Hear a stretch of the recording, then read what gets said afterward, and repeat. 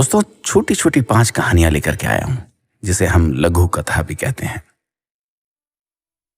Sir में भयंकर दर्द था, सो अपने परिचित केमिस्ट की दुकान में सरदर्द की गोली लेने रुका। दुकान पर नौकर था, उसने मुझे गोली का पत्ता दिया। तो उससे मैंने पूछा, साहब कहाँ गए हैं? तो उसने कहा, साहब के सर में दर्द था, सो सामने वाली दुकान में कॉफी पीने गए, अभी आते होंगे। मैं अपने हाथ में लिए उस दवाई के पत्ते को देखने लगा। एक दूसरी लघु कथा।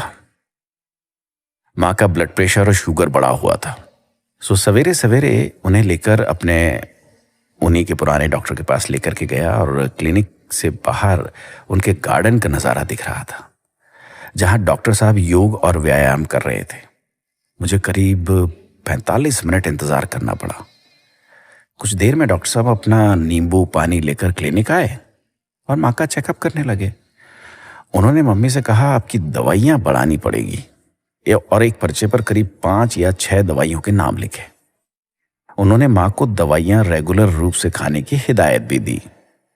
बाद में मैंने उत्सुकतावश उनसे पूछा कि क्या आप बहुत समय से योग कर रहे हैं डॉक्टर साहब? तो उन्होंने कहा, पिछले 15 साल से योग कर रहा हूँ और ब्लड प्रेशर और अन्य बहुत सी बीमारियों से बचा हुआ हूँ। मैं अपने हाथ में लिए हुए माँ के उस पर्चे को देख रहा था, जिसमें उन्होंने ब्लड प्रेशर और शुगर कम करने की कई दवाइयां लिख रखी। ऐसी ही एक और कहानी दोस्तों। अपनी बीवी के साथ ब्यूटी पार्लर गया। मेरी बीवी को हेयर ट्रीटमेंट कराना था, क्योंकि उनके बाल काफी खराब हो चले थे।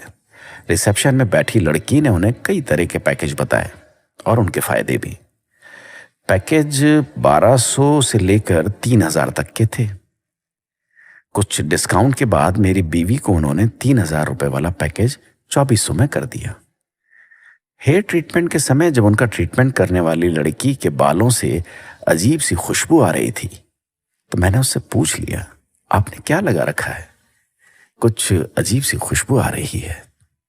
तो उसने कहा कि उसने सर में तेल में मेथी और कपूर मिलाकर रखा है, इससे बाल सॉफ्ट हो जाते हैं और जल्दी बढ़ते हैं।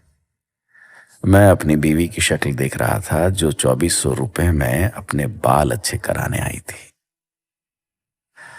इसी तरह एक और छोटी सी कहानी। मेरी रईस कजीन, जिसका बड़ा डेयरी फार्म है, उसके फार्म पर जाना हुआ मेरा।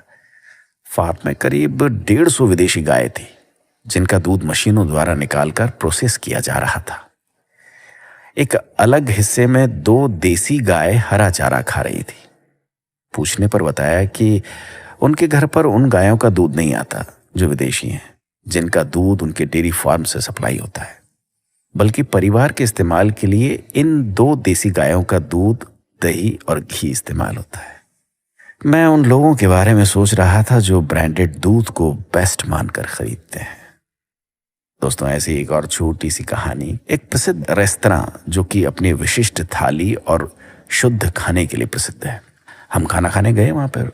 निकलते वक्त वहां के मैनेजर ने बड़ी विनम्रता से पूछा, सर खाना कैसा लगा? हम बिल्कुल शुद्ध तेल, घी और मसाले उपयोग करते हैं। हम कोशिश करते हैं बिल्कुल घर जैसा खाना लगे। मैंने खाने की तारीफ की तो उन्होंने अपना विजिटिंग कार्ड देने को अपने केबिन में गए। काउंटर पर एक 3 डब्बों का स्टील का टिफिन रखा हुआ था। एक वेटर ने दूसरे से कहा, सुनील सर का खाना अंदर केबिन में रख दे, बाद में खाएंगे।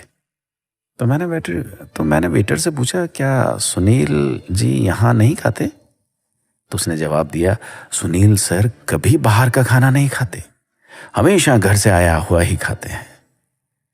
मैं अपने हाथ में 1670 रुपए के बिल को देख रहा था। दोस्तों, हम जिसे सही जीवन शैली समझते हैं, वो हमें भ्रमित करने का जरिया मात्र है। हम कंपनियों के ATM मात्र हैं, जिसमें से कुशल मार्केटिंग वाले लोग मोटा पैसा निकाल लेते हैं। अक्सर जिन चीज़ों को हमें बेचा जाता है, उन्हें बेचने वाले खुद इस्तेमाल नहीं करते। अपना ख्याल रखिएगा।